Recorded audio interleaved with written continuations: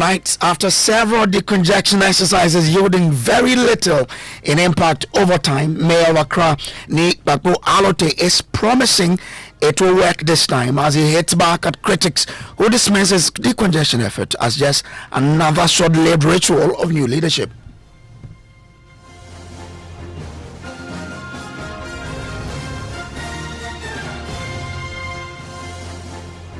People are selling drugs, aphrodisiacs, engaging in narcotics at the full glare of the public.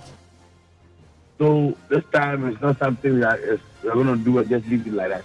No, if the president doesn't want this, there's no way I can do it because I was appointed by the president of the Republic of Ghana. We have details as dozens of makeshift structures pulled down at Seko Neoplan bus stop in a special Accra Metro Police national security operation in Accra's mayor's ongoing attempt to decongest the capital. People are selling drugs, aphrodisiacs, engaging in narcotics at the full glare of the public. They are jokers. AMA is out for it. They are all jokers. It's better they take their personal belongings to a safer place where they can have access to their personal belongings. We have all of these details plus speaking to people who understand how this exercise can really leave a lasting impact on the city. Here on Top Story, brought to you always by Telecel, connecting energies. My name is Samuel Kojo Brace.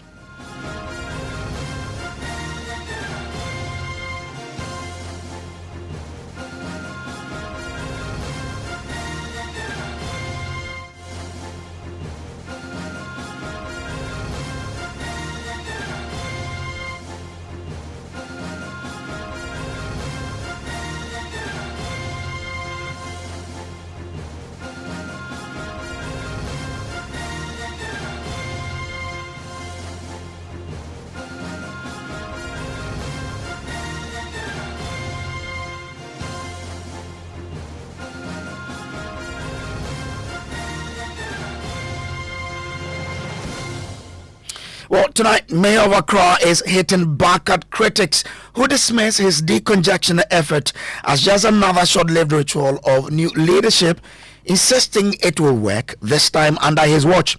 Speaking on PM Express, Kpakpo Allotey reviewed that President John Dramani Mahama has fully backed his campaign to reclaim the city street from squatters and pavement traders. We'll hear from him shortly, but first, dozens of makeshift structures housing over 50 squatters have been pulled down at Seko Neoplan bus stop on day 2 of the ongoing Accra decongestion exercise.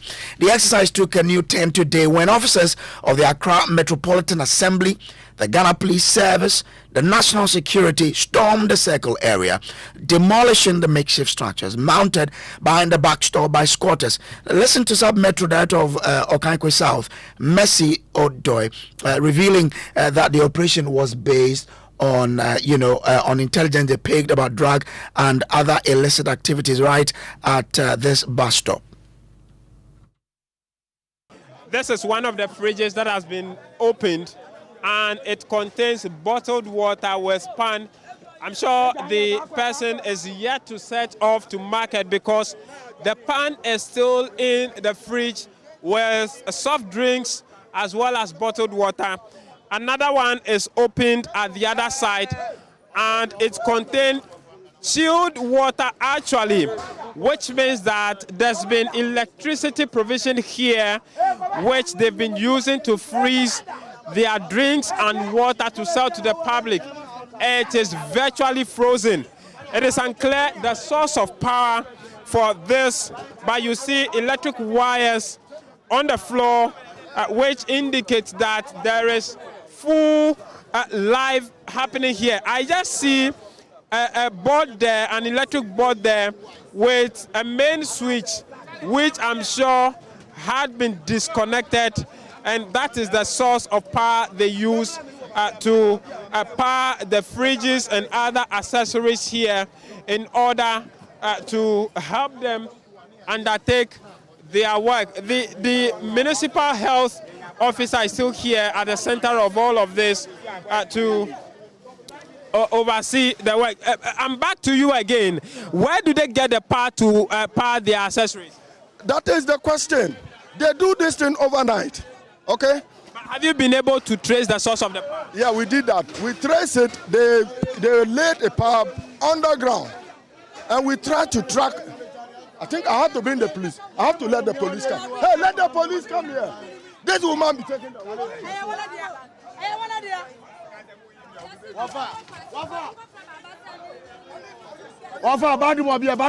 There is a bit of confrontation. The ladies are insisting that the thing shouldn't be removed from the fridge. You trace the power to where? We trace the power. You cannot determine and see where they connected it from. So, because of that, when we came, we tried to get access to the meter. So we took all the power off from the meter. They have a central meter. The meter is with us, AMA. It's in the office. We're going to use the meter to interrogate, to investigate, to find out whose name is on that meter. And that will be where we arrest whoever owns the meter and who is paying the electricity bills to. So when you trace the cable, at a point it was buried underground? Underground, we cannot track it. I see.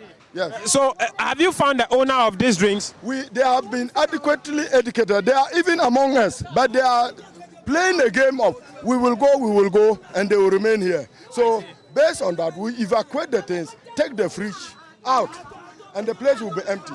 Okay. That's all. Because the whole thing is that they play a strategy like, as we are here, 30 minutes after it's not going to be the same thing here. Okay. Yes.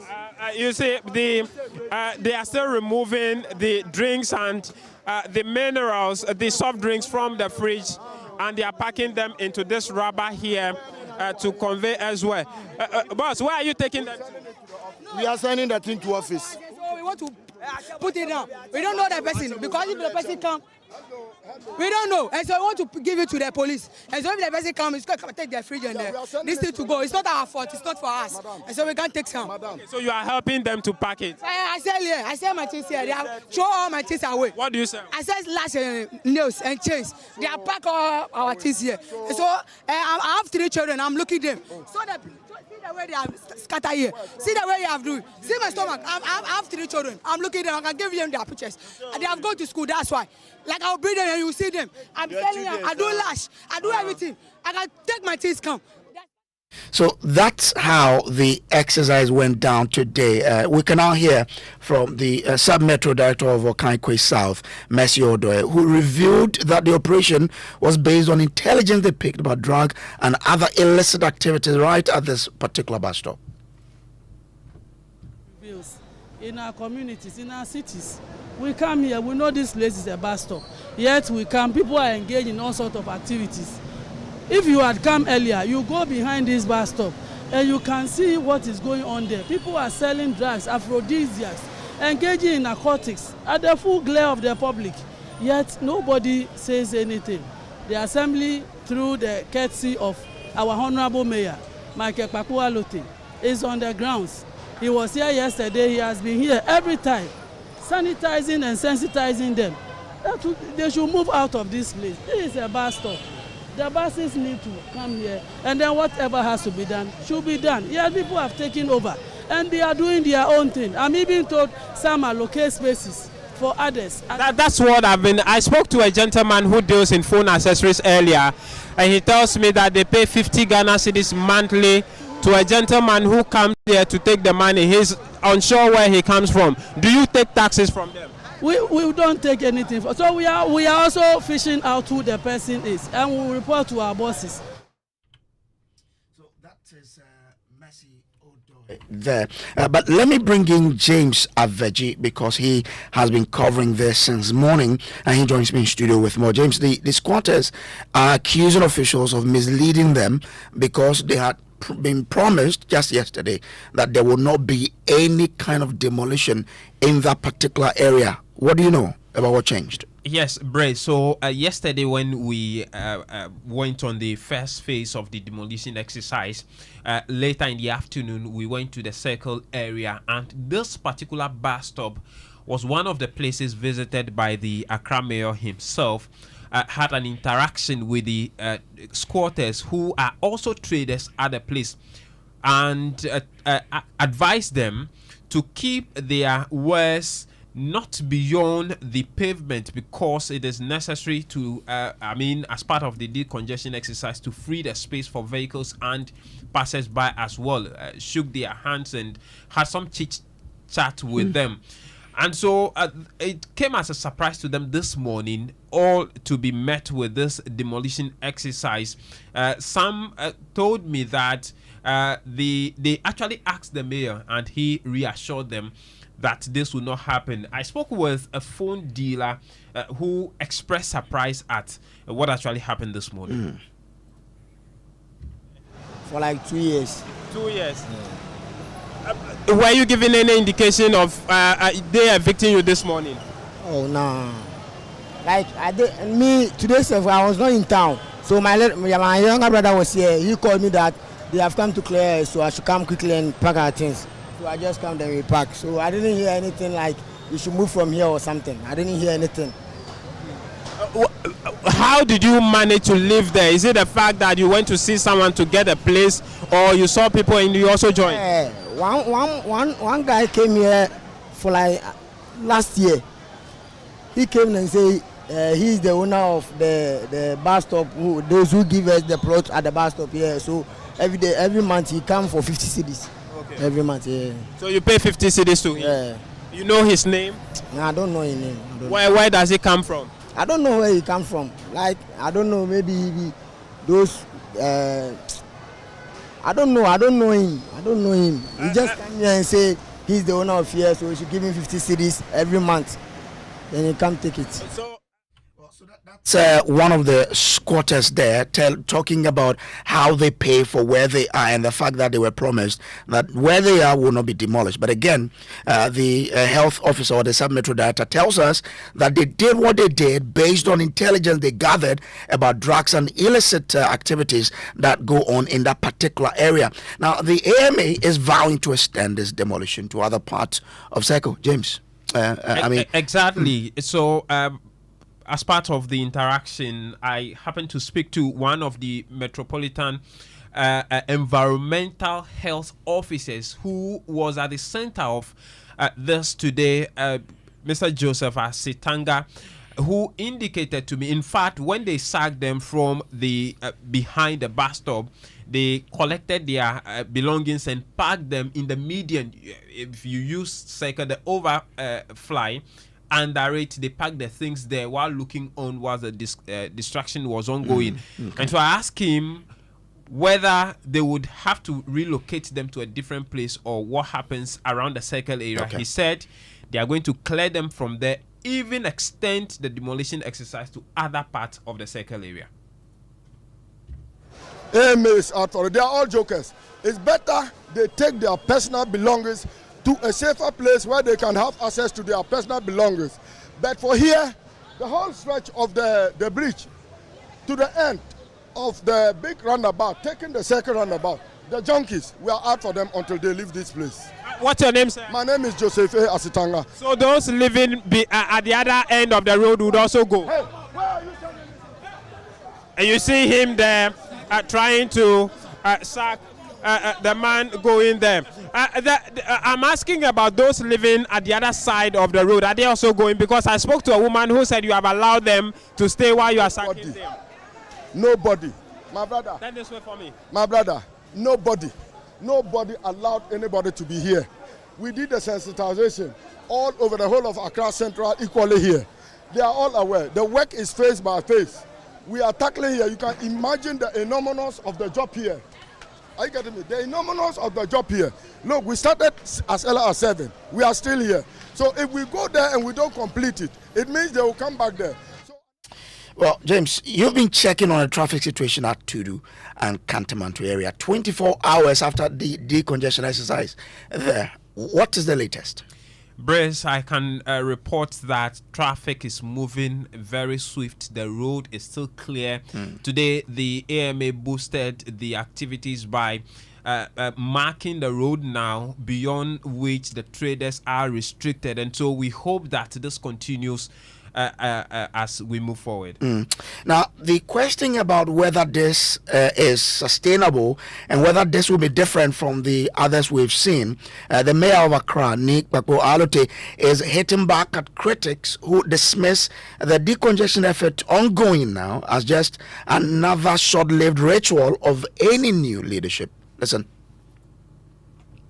Most of the places, but AMA is going to start 24-hour ticketing, claim baller, tax force.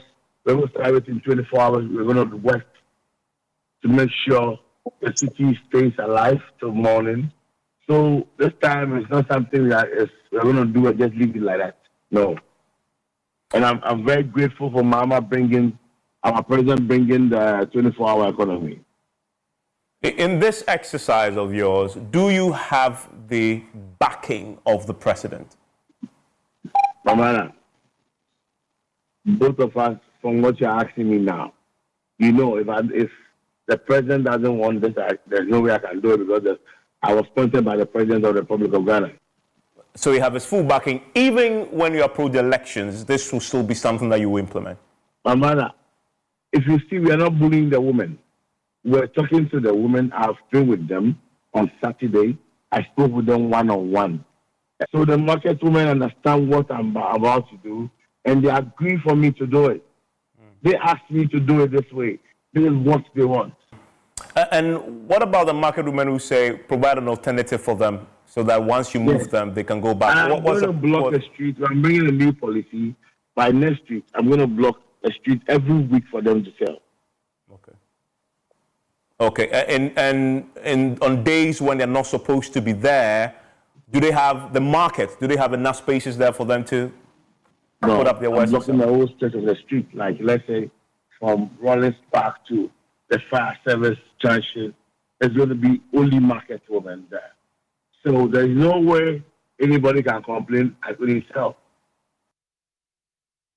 So that's the AMA mayor there. Now, when he was asked if he has the resources, not just the political will to enforce and sustain the crackdown, he said, God will provide. Well, let's go onto the phone lines now and speak to people who understand, this area and help us know how we can really sustain this.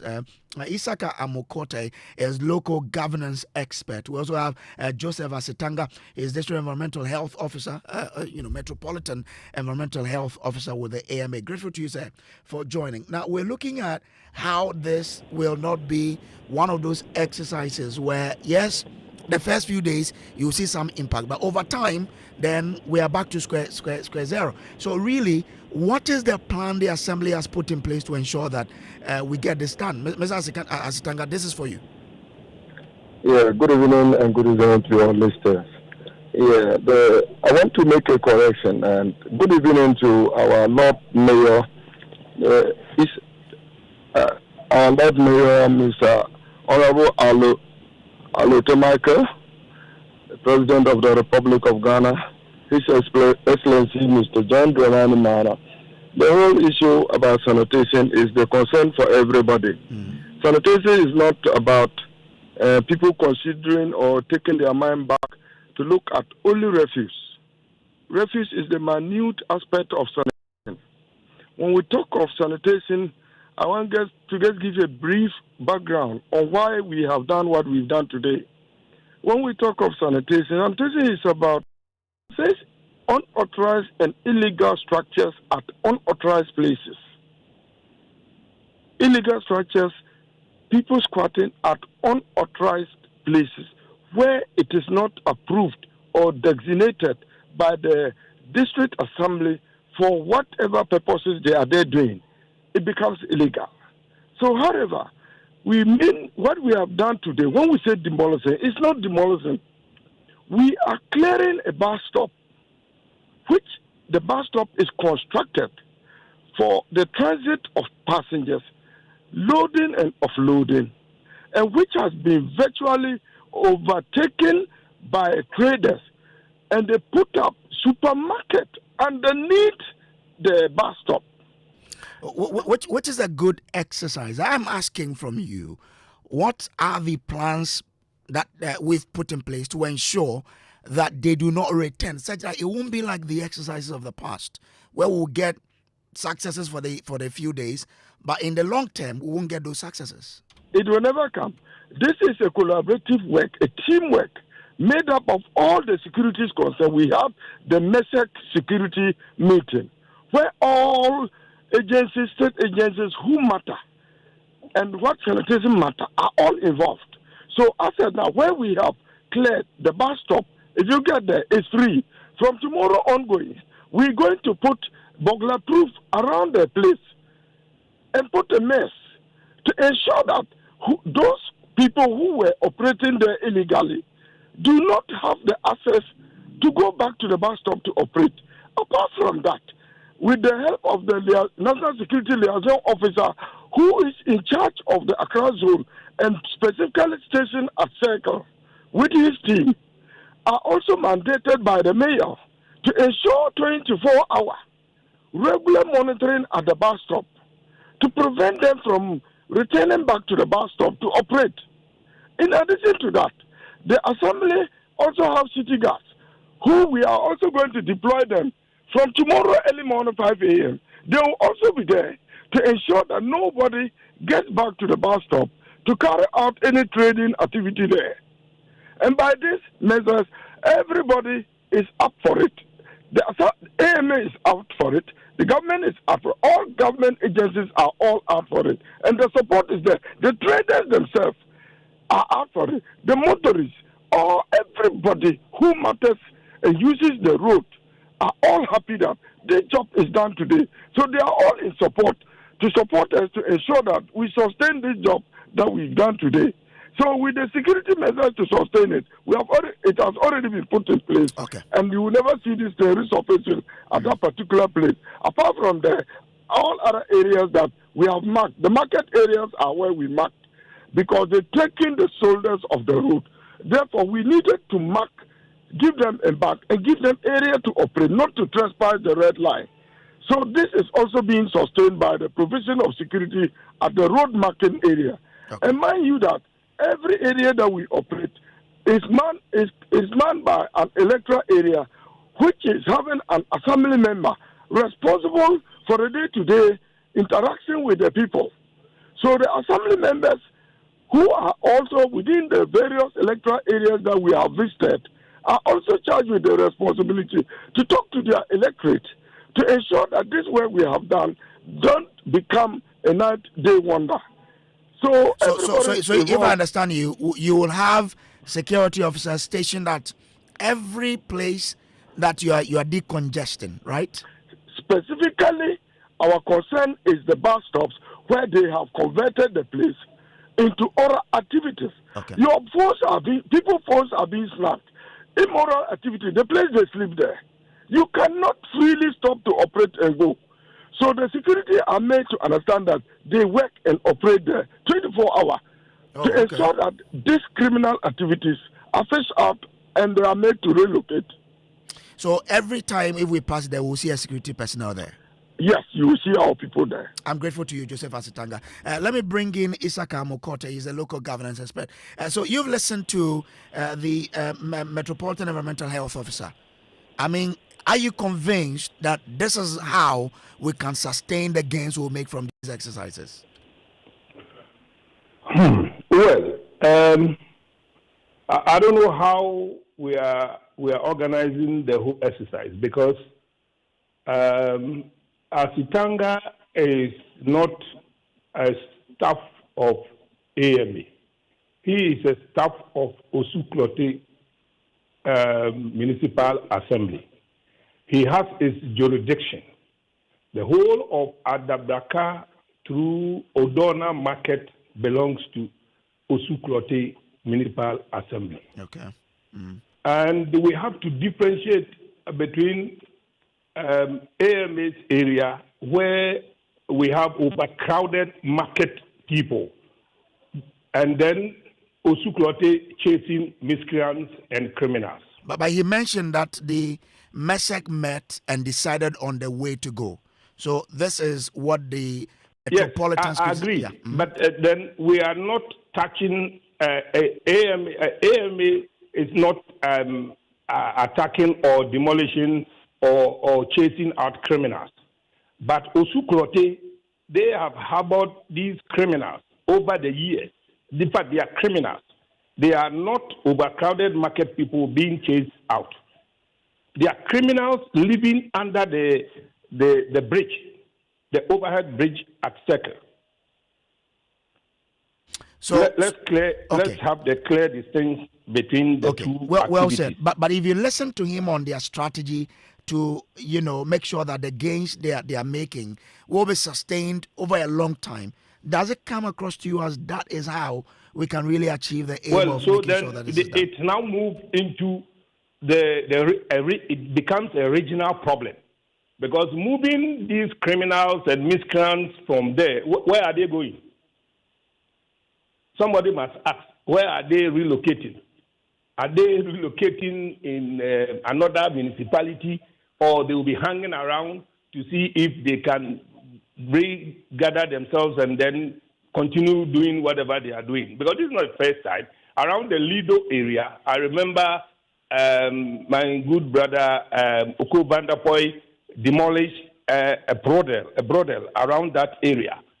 And today, I'm hearing there is a place called Lucifer Bar around the same area. And they are operating there. So let's deal with miscreants and criminals by the Osuklotey, and then deal with overcrowding within the AMA itself. Okay. You see, when we are looking at, let's deal with the AMA issue. At AMA, the jurisdiction of AMA has all the warehouses in Accra. Importers bring their wares and they keep them in the warehouses. Now, the shops around from Mokola up to the Tudu area stretch to Angelina house area to Kantamanton. They all get their wares from these warehouses. They are supposed to be wholesalers. But now we have retailers also joining them in the market. And now we have moved into having hawkers joining them on the street and then on the pavement. So if you are the mayor of AME, you'll be compelled to move them from the pavement, because pavement is not a place for hawking.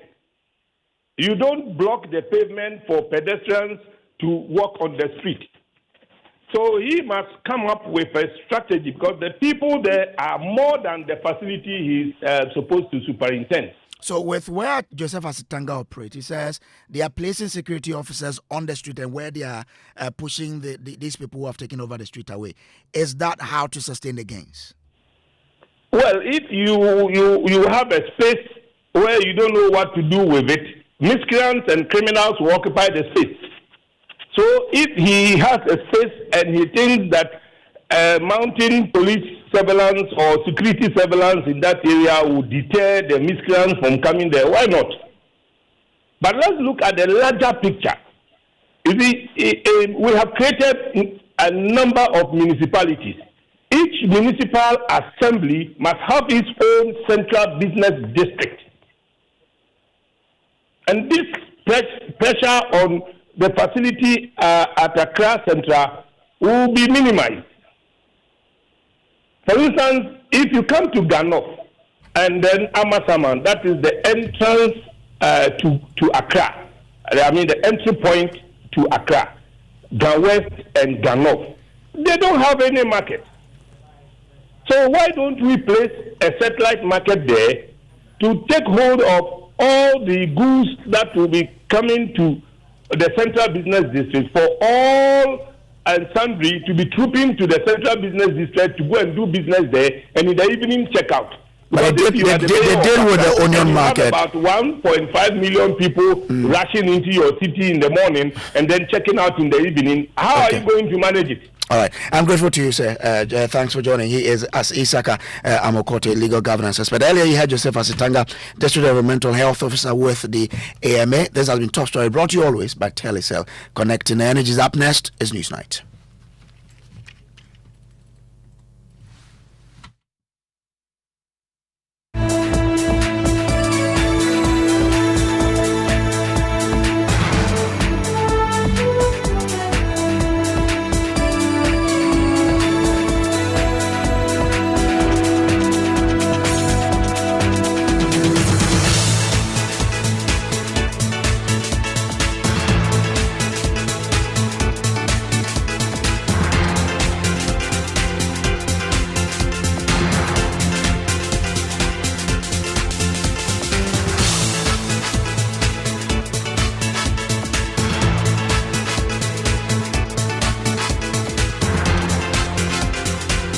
In the next 60 minutes here on Newsnight, justice delivered. Supreme Court crashes bid to halt Chief Justice probe in a 4-1 majority decision, giving the Justice Parliament Committee the green light to proceed with its investigations. We bring you a blow-by-blow account of today's courtroom showdown, plus reaction from the plaintiff. Well, they have spoken. I will go into conclave with my lawyers and we will advise ourselves appropriately. Thousands of university students face potential disruption as non-teaching staff at Ghana's public universities declare an indefinite nationwide strike today, citing unmet demands and feeling pushed to the wall. Until the government pays or honors the agreement signed on the 12th of November 2024. Go home! Also tonight, Ghana Immigration Service faces human rights backlash over undocumented migrant crackdown in Accra. Are they receiving the psychological support they need? Are they being fed well? Are they being sheltered well? These are the issues that Amnesty is interested in. Tonight we hear from international human rights group Amnesty International and the Ghana Commission on Human Rights in Business. Bank of Ghana rolls out comprehensive review of its monetary policy framework as the regulator takes fresh measures to firmly contain inflation. And in sports, Tottenham Hotspur captain Son Heung-min benched as Amad Diallo starts for Manchester United as both clubs look to clinch the Europa League trophy. We have details of all that for you from the walls of sports and business pretty shortly. Also tonight, disturbing discoveries as children with special needs shelters in Accra are left in the care of untrained workers. We hear from the Parliamentary Select Committee on Gender, Children and Special Protection.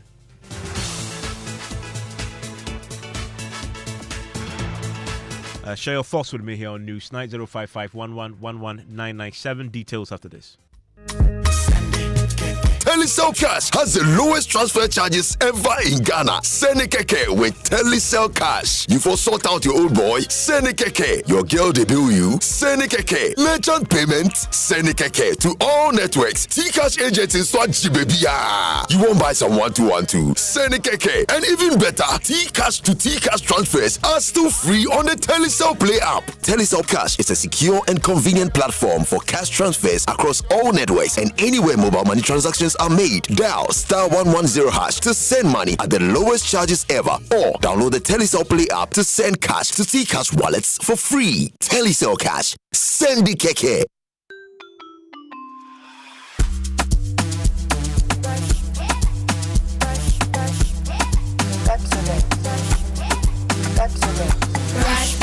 Brush your teeth every day and night.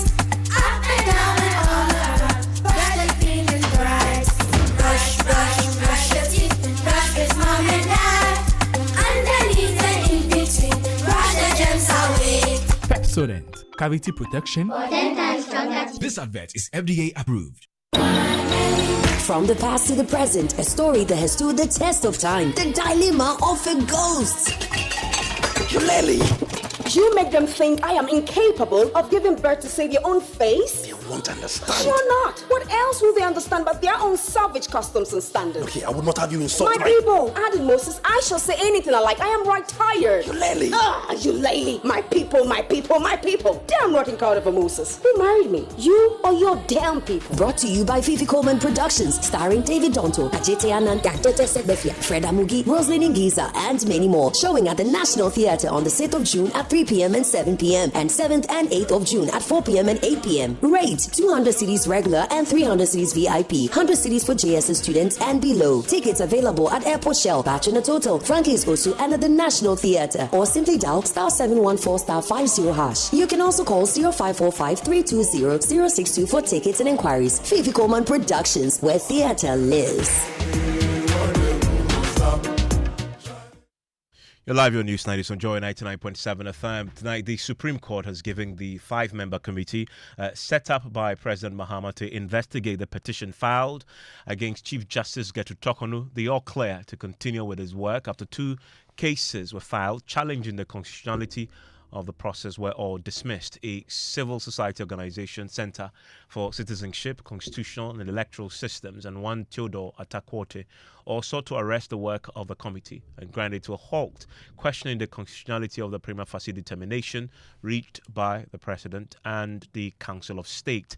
Latif Idrisu was in court all day for us and joins us in the studio with more on this. Latif, first, what was the argument of the Center for Citizenship, Constitutional and Electoral Systems, and the first case headed the Supreme Court today?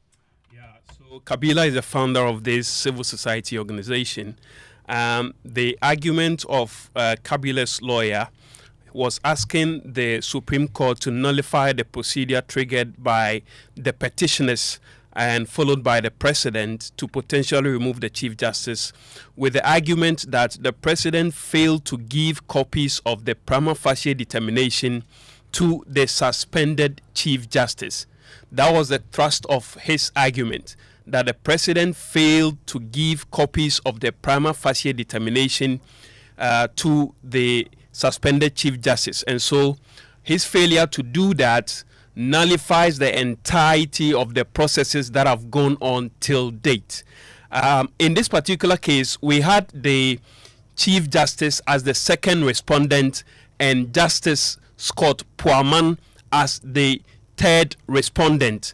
Now, when the lawyer for the Chief Justice took the stage at the courtroom, that is lawyer Kwabna Edukusi, who represented the Chief Justice, his argument was a bit different from the argument of the plaintiff in this particular case. Lawyer Edukusi's argument was that as far as he is concerned, there has been no establishment of a prima facie, or there's been no prima facie determination by the President as far as the suspension of the Chief Justice is concerned. Now, his explanation is this, that if there were any prima facie determination, that prima facie determination would have found its way in the communication between the Executive Secretary of the President to the suspended Chief Justice, a communication in which he informed or he brought to the attention of the Chief Justice that she had been suspended because a prima facie determination had been made. He says the absence of the reasons based on which the President arrived at a prima facie determination, the absence of any reason whatsoever renders the entirety of the process and the establishment of the so-called prima facie arbitrary and unreasonable. So his argument was that the court should nullify that and determine that the entirety of the processes that have gone on since were to be rendered null and void, because again, as far as he is concerned, there is no prima facie determination. Now, this was in stark contrast of the argument of the lawyer for the plaintiff himself, because according to him, the President failed to furnish the suspended Chief Justice with a prima facie determination. Now, the lawyer for the Chief Justice comes in, and his argument was that as far as he is concerned, there's been no prima facie determination. This brought, an engagement between the panel of judges who were sitting on the matter and lawyer Kusi, because they sought to get the understanding whether indeed he was aligning himself and his argument with the argument of the plaintiff, or he's standing on his own. At the end of it all, he succeeded in aligning with the argument of the plaintiff, but that didn't save the day. At the end of the day, they came through with the determination and passed the judgment that by a majority 4-1 decision, the whole application is unmeritorious, and then it was dismissed. The AG was represented. I wonder what his own arguments were on this matter. Yeah, so the Deputy Attorney General, Dr. Justice Mensah, represented the Attorney General. His argument was straightforward. He made the argument that as far as they are concerned, the President has not violated any aspect of the Constitution, and that he is acted in accordance with the dictates of the Constitution, and whoever is expected to be furnished with the prima facie determination had been furnished with, and so they have not violated any constitutional provision. He described the application as abuse of the court and frivolous. Those were his arguments before the court, and the panel, after listening to both arguments, came through with the 4-1 majority decision. There's been one loud question since this process started. Is the Chief Justice representing herself, or is somebody representing her? Today we got an answer to that. You mentioned lawyer Kusi. Kwabena Edukusi. Kwabena Edukusi. Yeah. So he is lawyer for the Chief Justice. For the Chief Justice. Was the Chief Justice there herself before, her former colleagues? Not former colleagues, her colleagues, because she's on suspension.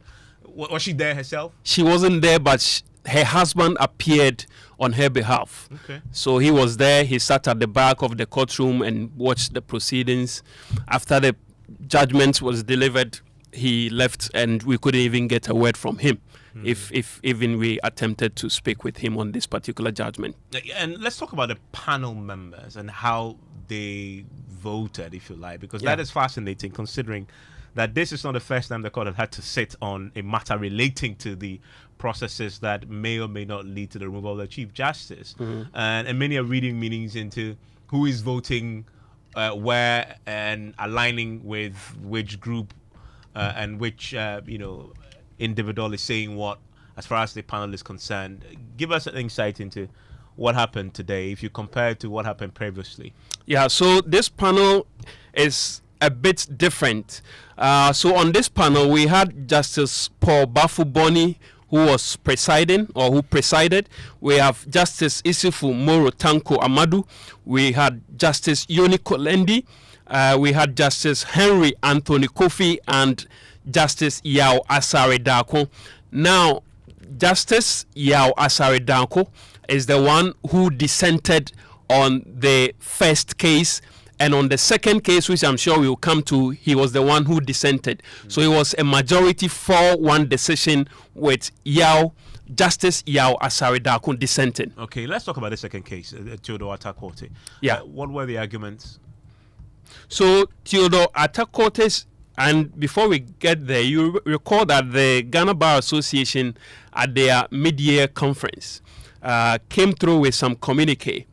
Part of it was a subtle threat to the president that they were going to go to the court because in their view... It was actually not subtle at all, because I remember on Newsnight, both on Newsnight and on PMS, I believe, speaking to the spokesperson for the GBA, which he said on these book shows, he said that they are considering taking legal action to get the Supreme Court to render an interpretation of some provisions in the Constitution relating to whether or not the president can proceed to suspend the Chief Justice when there are no regulations to guide the determination of prima facie. Yeah. So today, someone has taken it to the appropriate forum, if you like. That's the Supreme Court. So the Bar Association's point in the communique, which is that the president could not have acted in the absence of regulations.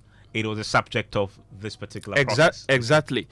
Because, among other things, the plaintiff in this case asked the court to place an interlocutory injunction on the committee of inquiry constituted by the president to probe and potentially remove the Chief Justice Gertrude Tokonu from office.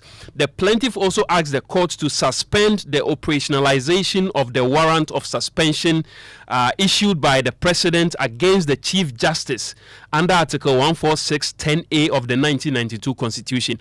And the second relief, Evans, is what maybe, let me say, is similar to the concerns raised by the Ghana Bar Association. Yeah. So that was the thrust of the argument of the plaintiff in this particular case. Again, the Attorney General came through the Deputy Attorney General, Justice Mensah, and said this is clearly an overstretch. The president has not violated any aspect of the Constitution and wanted the courts to make a determination in their favor.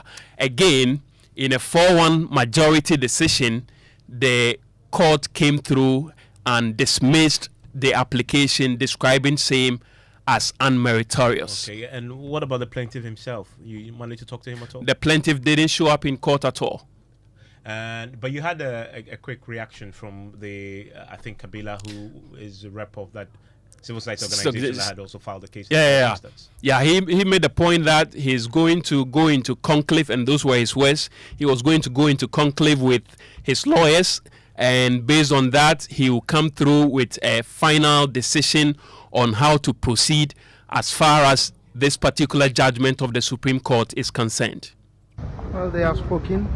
I will go into conclave with my lawyers and we will advise ourselves appropriately. Okay, and let's talk about another case that has just been filed, still relating to the Chief Justice's removal process. And what are the reliefs here? First of all, it's between which parties? So it's the suspended Chief Justice, Her Ladyship Justice Gertrude Araba Esaba Sakitokonu herself has gone to the Supreme Court. And what she's asking is for an order restraining the committee set up by President to inquire into the 3 petitions against the plaintiff. And the plaintiff here is the suspended Chief Justice, composed of the 2nd, 3rd, 4th, and 5th, and then 6 defendants. So let me go back to the defendants in this case. We have 1, the Attorney General, that's the Office of the Attorney General and Ministry of Justice. 2, we have Justice Gabriel Scott Puamang, who is the chair of the committee set up by the President. We have Justice Samuel Kwame Adibu Asiedu. He is a Justice of the Supreme Court. We have Daniel Yao Domelevo. We have Major Flora Bazwanura Dalugo. She's a member of the committee. We have Professor James Sefa Jisa. So she's lumped all of them together. Essentially, what the suspended Chief Justice is doing or seeks to do with this writ is to hold the committee or stop the committee from doing its work. Essentially, that's what she's asking the Supreme Court to rule in her favor. This was just filed just some few minutes ago at the Supreme Court. And I found the thing interesting that in this case, it appears the Chief Justice will be represented by the former Attorney General. By the former Attorney General, Godfrey Yeboah-Dame. Yes. Okay. So this is the first time the Chief Justice herself, and this is what is fascinating about this. The Chief Justice is currently suspended. She's now going to go before her colleagues. Yeah. And she was the boss until very recently. All of until them the suspension. Yeah. All of them served at her pleasure. She sort of put them on panels, etc. Now she's gone before them, asking them to consider her own pleas and make a determination on the subject. And then she's not only going there now with the lawyer who we're now learning about, she's going there and she's going to be represented by the former Attorney General, who was before her many times. Yes. I remember, in that very controversial circumstances. So really this is setting up to be a very, very interesting case indeed. Yeah, and Evans, let me go to the second relief. That she wants an order restraining the 2nd and the 3rd defendants. Let me go to the 2nd and 3rd, then I'll come and continue. The 2nd is Justice Gabriel Scott Puamang. The 3rd is Justice Samuel Kwame Adibu Asiedu. So I'm taking that relief again. An order restraining the 2nd and 3rd defendants, respondents, from presiding over or participating in proceedings of the committee appointed by the President to inquire into 3 petitions purportedly presented for the removal of the plaintiff as Chief Justice of the Republic until the hearing and final determination of the instant action. Okay. Thank you very much, Lateef. I want to bring in the former director of the Ghana School of Law and lecturer at Mancrest University, Kekwan Sassari, joins us on the line right now. I'm grateful that you could join me. This is a very, very fascinating set of events, if you may, all playing out before the court. And today, we're now just learning that Chief Justice herself have taken up a case before the Supreme Court. First of all, give me your reaction to all this. Evans, thank you very much. Good evening. Evans, this is a very worrying, unfolding story that the Chief Justice will seek to stop a constitutional process. Now, any application to stop the process will itself be unconstitutional. The law is that when a petition involves the Chief Justice, it is the president and the president alone who may initiate the CJ removal process pursuant to a petition to that effect. And once the president receives a petition for the removal of the Chief Justice, there is a process outlined in the Constitution from Article 146, Clause 1 to the end. And the president has followed the provision in accordance with the letter and spirit of Article 146. The president has not violated any of the chronological stages in the process. Therefore, it will be a very difficult task for anyone to seek to halt the process. It will simply not bite. So what the lawyers are doing at the moment, and what the Chief Justice herself has done, is to back, but cannot bite. You see, they are merely backing. Now, if the former Attorney General is the Chief Justice's lawyer, the whole thing is now turning into politics. Forgive me, I lost you there briefly. That is the NDC. I lost you there briefly. You were giving me your assessment of the representation she now has in the passing of the the former Attorney General, who had the most say, apart from the President, in the appointment of Gertrude Tokonu as the Chief Justice, will now seek to defend her. It's like he is trying to defend what he did, his own action. It changes the architecture of the entire CJ removal process that we have witnessed so far. In what way? In what way exactly does it change the architecture? Yeah, in the sense that one of the persons who had a hand in the appointment of the Chief Justice is now, bringing an action to sustain the action that he and the former president took. Is a wrong move. Number two, yes, it's a wrong move in the sense that, if the appointment of the Chief Justice then was severely criticized as having been wrongly managed, and I was one of the persons who shouted loudest that the way a manner that we talk on was appointed over and above her seniors was wrong, and that it would send wrong signals. And I remember saying that I hoped then that Tokonu would be the first and last junior justice of the Supreme Court to be catapulted onto the seat of the Chief Justice. I said so. And I also predicted that if the NPP lost power, she will be removed merely because she was taken out of 10. But at the same time, I was quick also, to caution the Mahama administration that if we're, in the shoes of Mahama, I will have nothing to do with the petition by Professor Kwekwaza, seeking the removal of the Chief Justice, because again, to be interpreted, as coming out of a mere vendetta. That is the fact that she was appointed by Kufuor to be, the yardstick to remove her. I said so. Now, when I made those observations, I was not contradicting myself at all.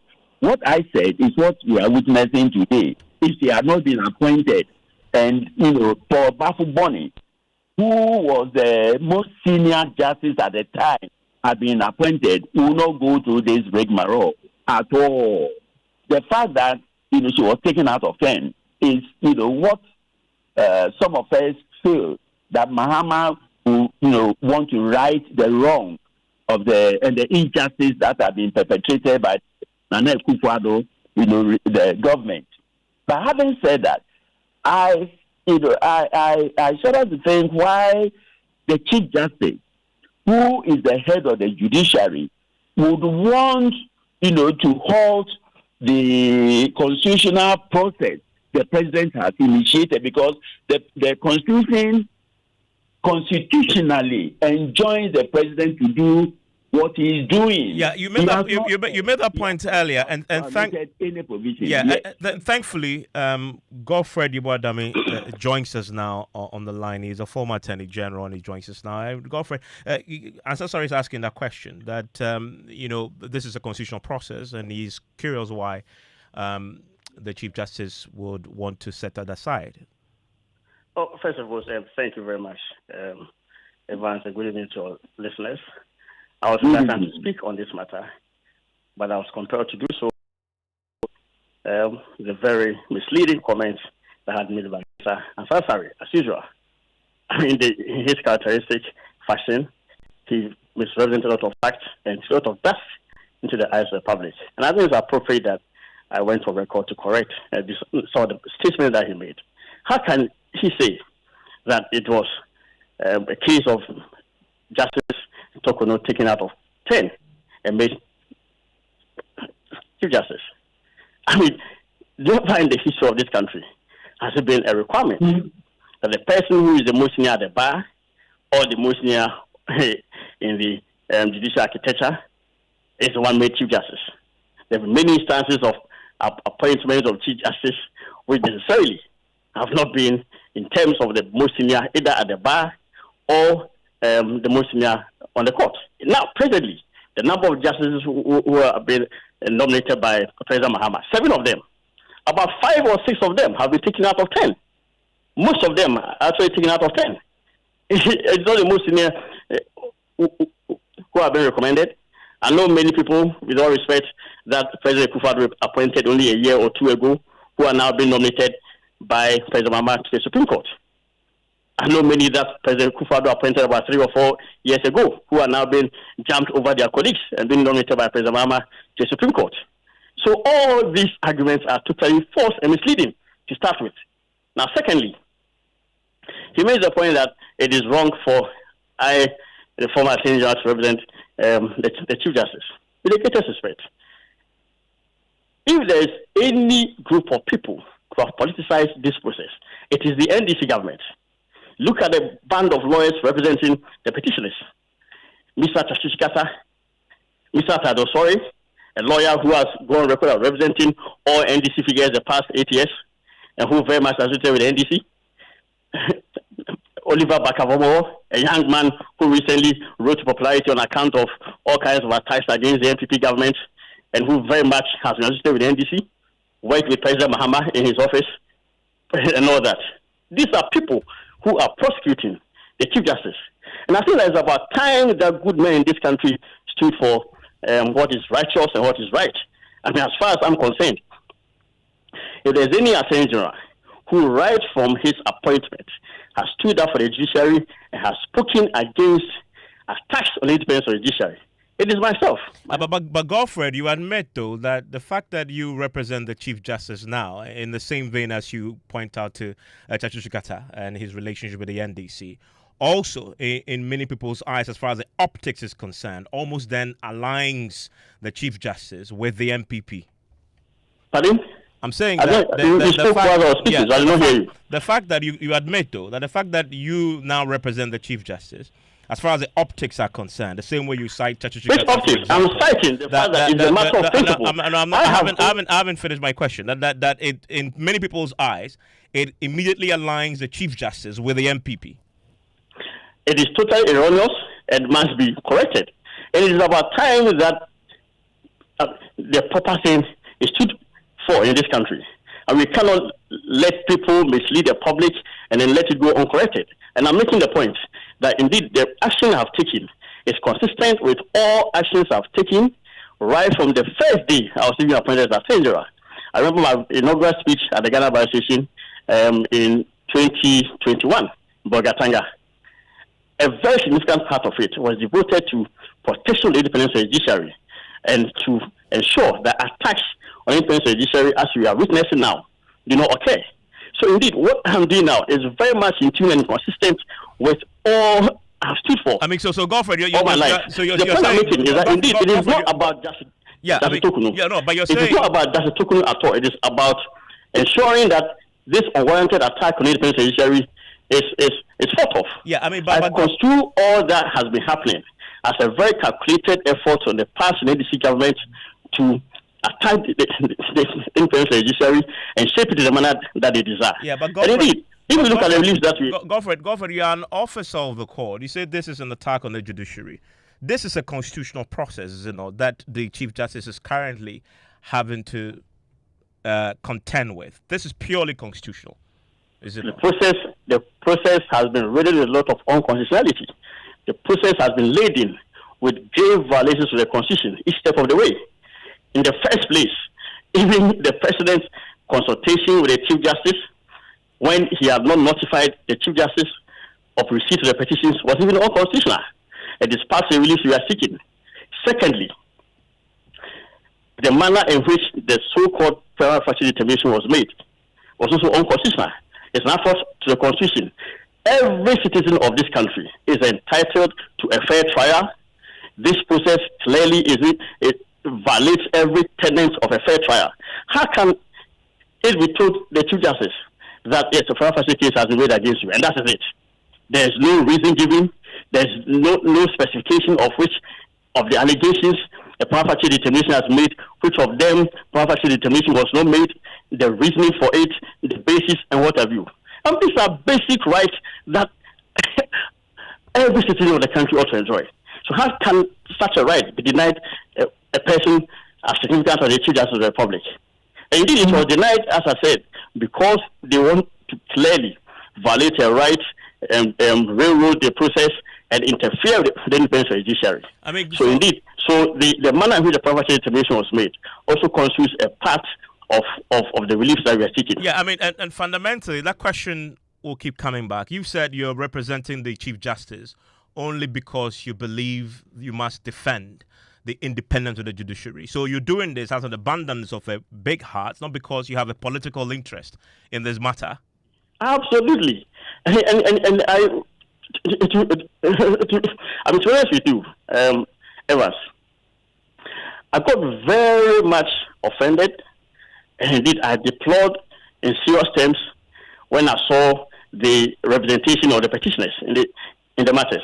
Petitioners represented by Tado Sori, Chachichikata, and Bakavomo heavily or dying the NDC people, and who have all along been attacking the Chief Justice.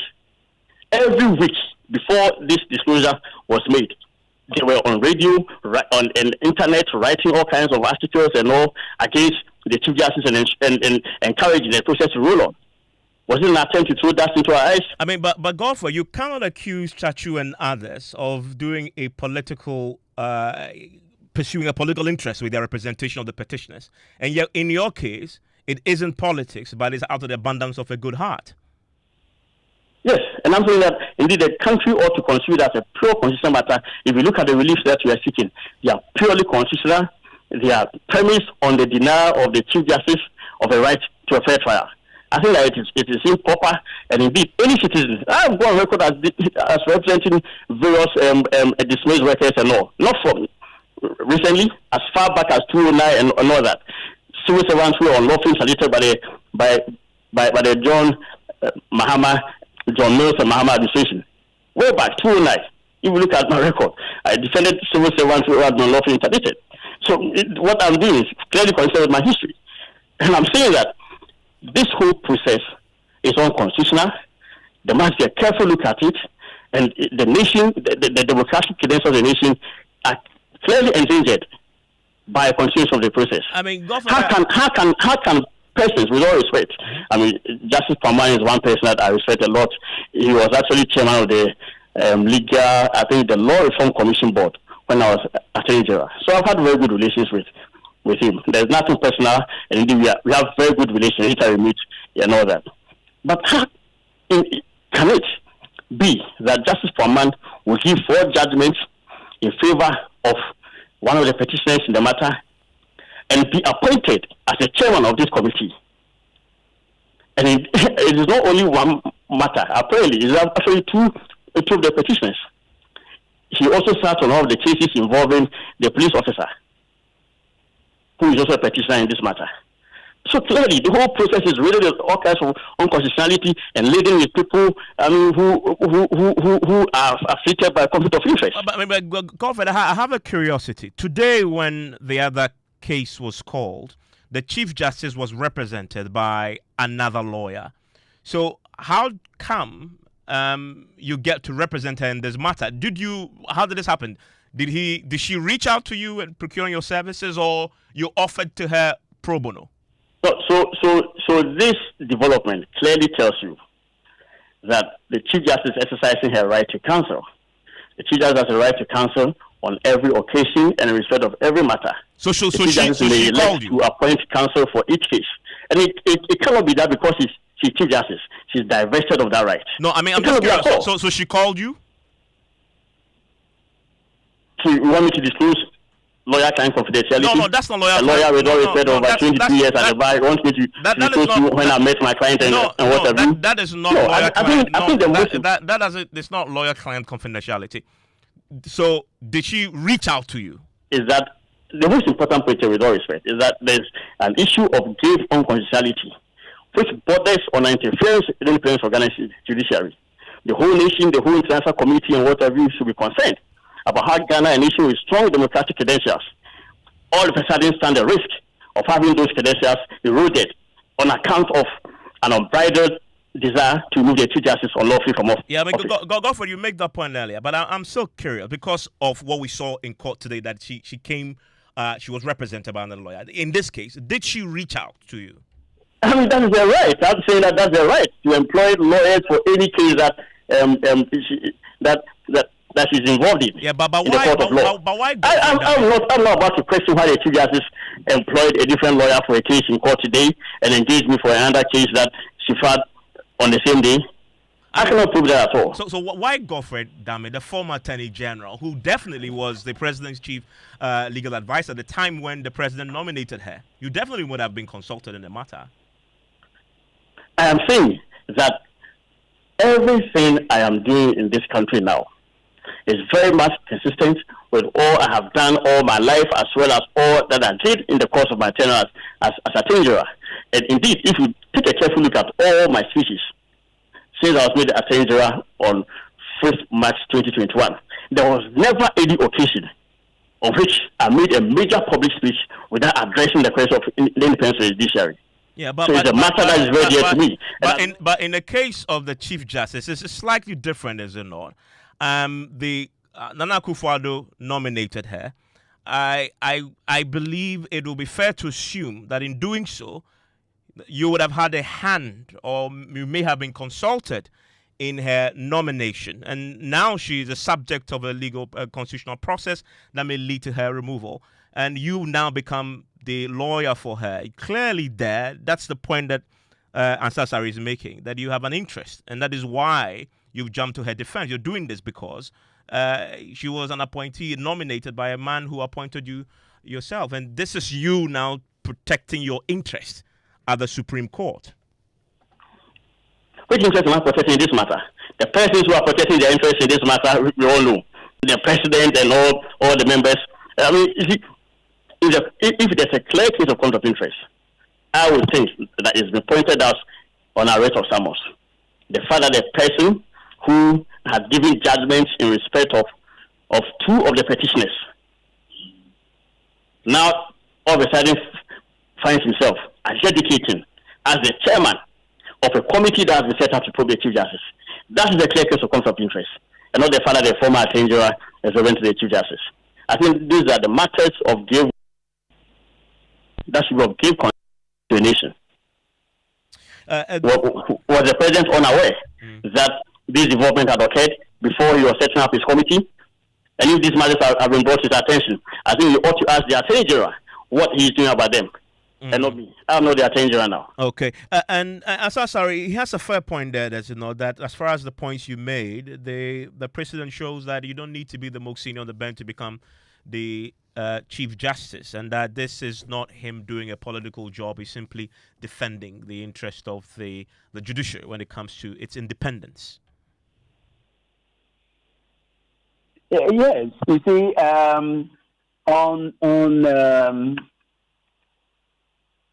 a glance, that position, may be taken and supported at a glance, carefully. But the Constitution in Article 146.4 says that before a substantive office holder is appointed, the person the president shall consider is the one who is the most senior of the justices of the Supreme Court. So that, reading deep meaning into that provision, it stands to reason that if the operators of the Constitution were minded to do the right thing, it is the most senior justice of the Supreme Court who shall always be appointed to fill the vacancy whenever it does occur. Now, just to throw a little more light on what my good friend Godfrey Dami said is leading the public.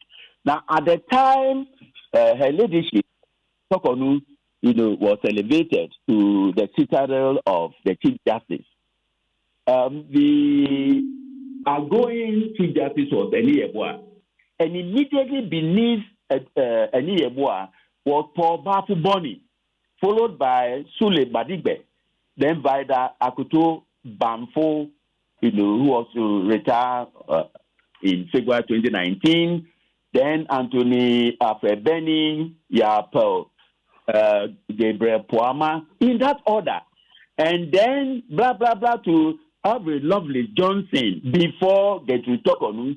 So there were as many as 12 in front of her. And if I say that she was taken out of 10, that's what I meant. That she wasn't, the most senior justice of the Supreme Court at the time that Eni Yeboah was to retire, and at the time that Godfrey Dami and former President Akufo-Addo considered Gertrude Tokonu's position as chief, considered Gertrude Tokonu for the position that is, no one can quarrel with that. Okay. He was not amongst, the first four. Okay. Quick answer, sorry. Thank you very much, Godfrey Deboadem. I'm grateful both of you for joining us on this. And make of that what you will. Send me a WhatsApp of your thoughts on the 055-11-11997. George, you have business. Evans, the Communal Bank of Ghana commences comprehensive review of its monetary policy framework as the regulator takes fresh measures to firmly contain inflation. And economist Professor John Gachi and Dr. John Kwache and two others joined the Bank of Ghana as advisors to the governor of the Bank of Ghana. The business news on Newsnight is brought to you by MTN Business. Welcome to the new world of business. Kingdom Books and Stationery, your number one stop shop for all your office essentials. Sinter's Tanks and Pepsodent, Herbal and Charcoal. The other day, I visited Kpakpo at his spunky new office to congratulate him on opening his business. And man, was I impressed. The business is just moving quick. The sales, customers, everything is just working seamlessly. The secret? He said, it's MTN Business Broadband. In this fast-paced environment, we need fast and reliable internet to support all business types. No laggy online meetings, great download and upload speeds, impeccable business management systems, all inclusive. I mean, you can have it all. Shout! I signed on immediately.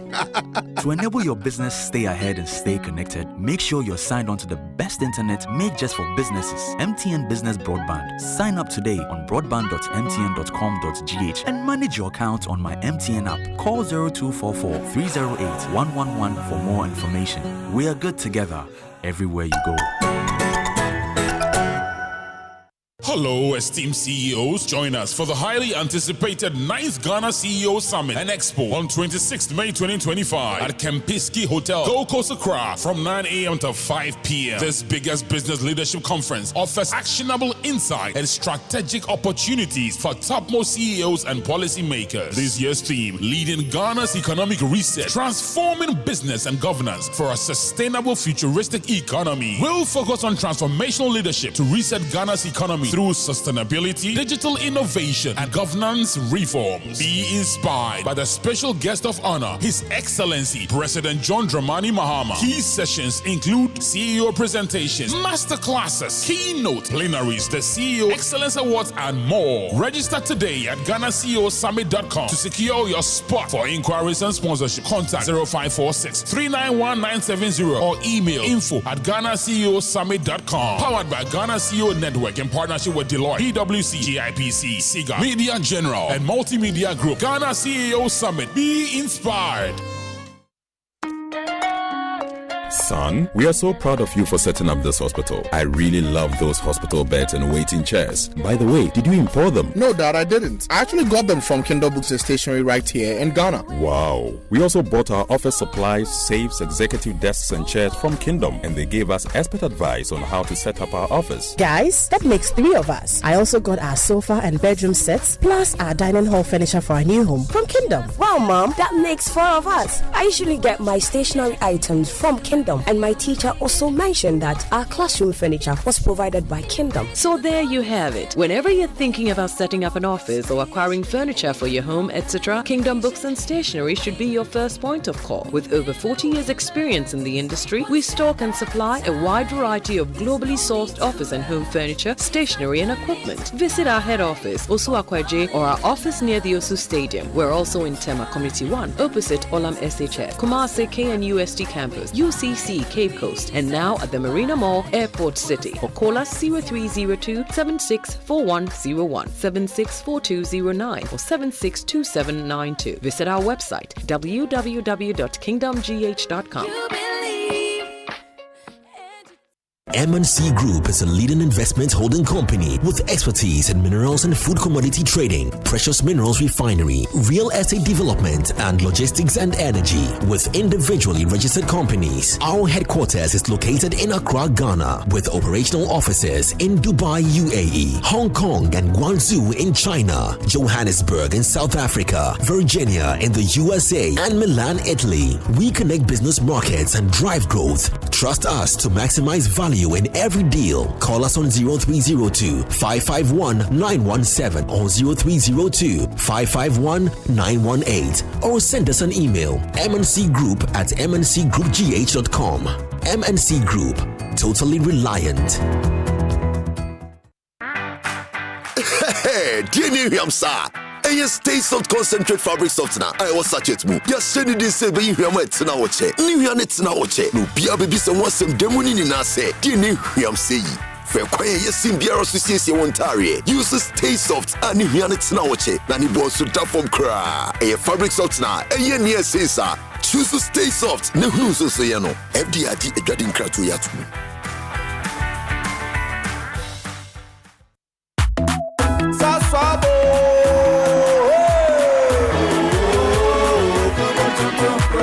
Sasso, sasso, me se come tonton preco. Sasso, sasso, me se come tonton preco. Edwana tua minha buceche. Yeah, how can see any malaria? Minha me corne me sasso spray. Every mosquito study run away. Come tonton preco. Sasso, sasso, me se come tonton preco. Come tonton preco. Sasso, come tonton preco. Nani sham ne die, demo stronko. This advert is FDA approved.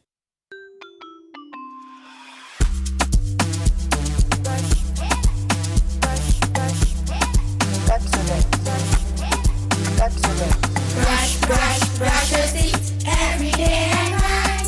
Up and down and all around. Brush like feeling bright. Brush, brush, brush your teeth. Brush with mom and dad. Underneath and Pepsodent, cavity protection. For 10 times stronger teeth. This advert is FDA approved. Welcome back to Business on Newsnight. Now, the Bank of Ghana has announced that it has commenced a comprehensive review of its monetary policy framework. The move is part of measures by the central bank to contain inflation and any threat to the outlook. There is more in this report.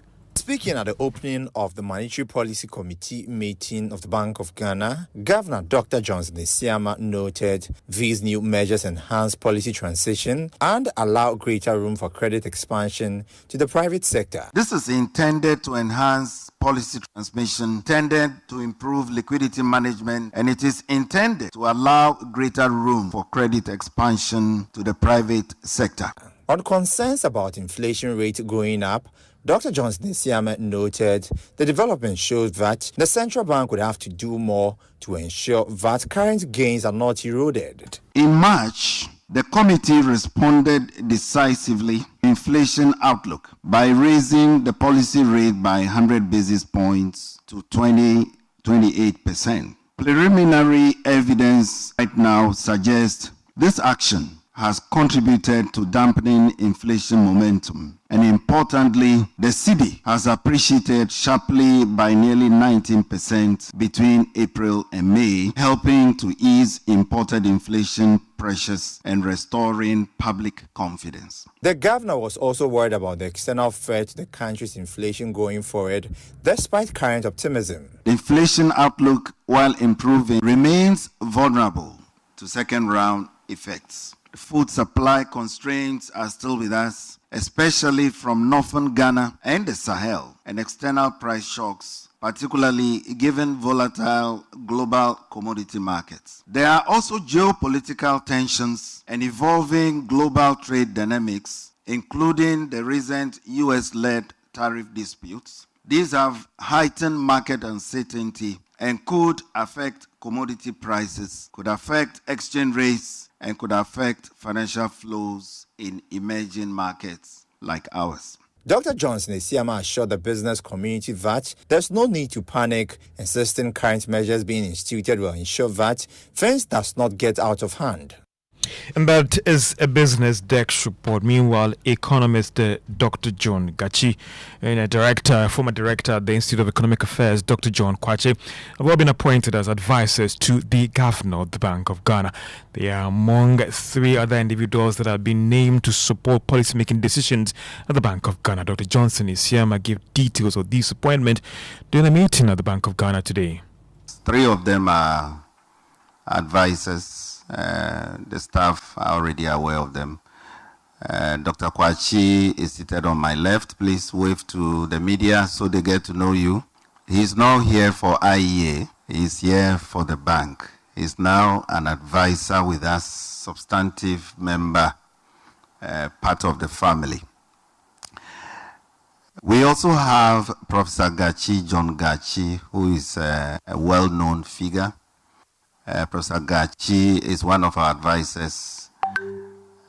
He's here on a mission, and his mission is to help us introduce some other innovation which has to do with non-interest banking. He's going to advise us on how to implement that.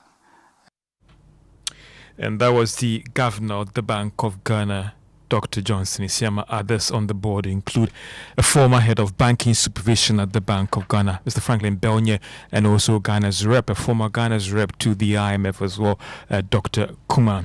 Two other stories. The board chairman of MTN Ghana, Ishmael Yamson, has given the firm assurance to shareholders that they will not lose any value or income.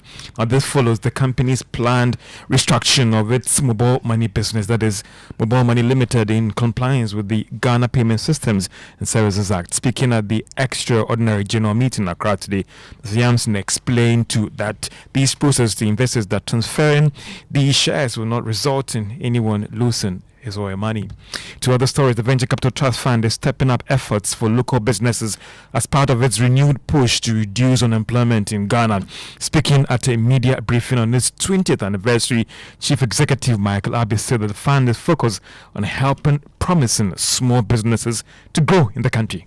We are looking at also establishing the 24-hour economy SME Equity Fund.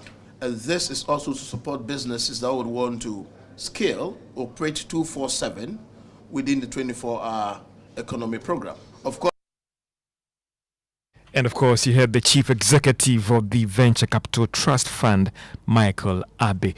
And that's all for business on Newsnight. Let's do sports. Yes, a very quick one as far as the Europa final is concerned. We're just some 4 minutes away to kick off, 3 minutes to be precise. And just a quick look at the lineup for Tottenham Hotspur. Vicario is in post for them. Poro, Romero, Van de Ven, Udogi, Benteke, Bissouma, Sarr, Johnson, Solanke, Richarlison. And for Manchester United, we've got Andre Onana, Euro, Maguire, Luke Shaw, Mazraoui, Casemiro, Fernandes, Dogo, Diallo, and Mason Mount and Højlund in the starting lineup for Manchester United. Remember, at stake tonight is the Europa League trophy and, of course, a place in the Champions League final. So, 90 minutes to see who will get to pick it.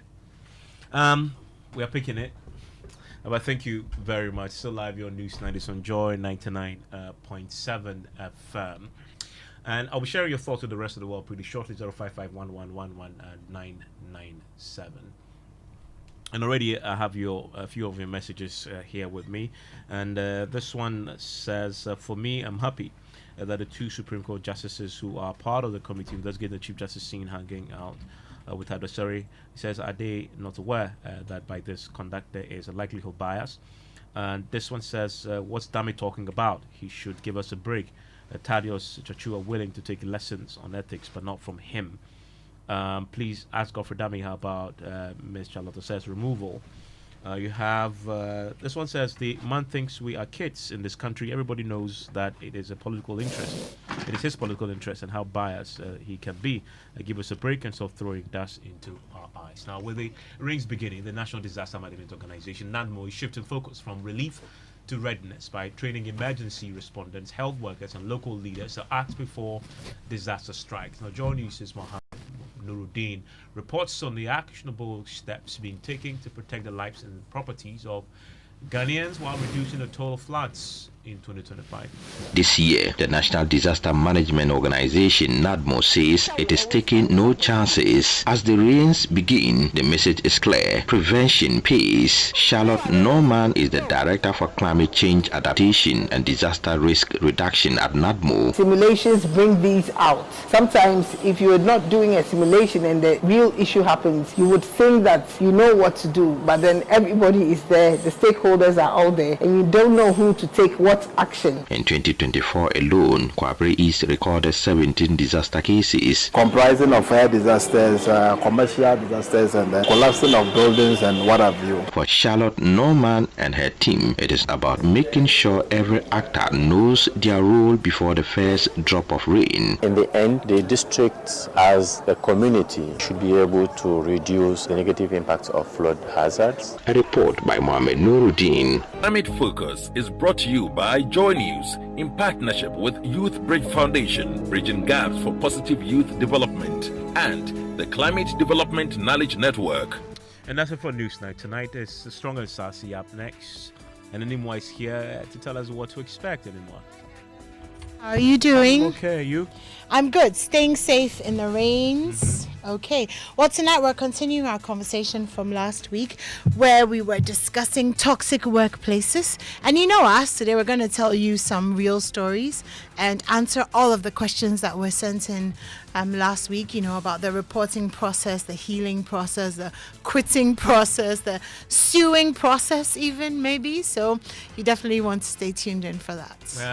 I like your guess. I like your guests a lot. Yes, my guests have a lot of fans. So, but they were amazing last week, very, very insightful and very informative. I see my good friend Israeli, his wife there, Louisa. Yes, Louisa is on.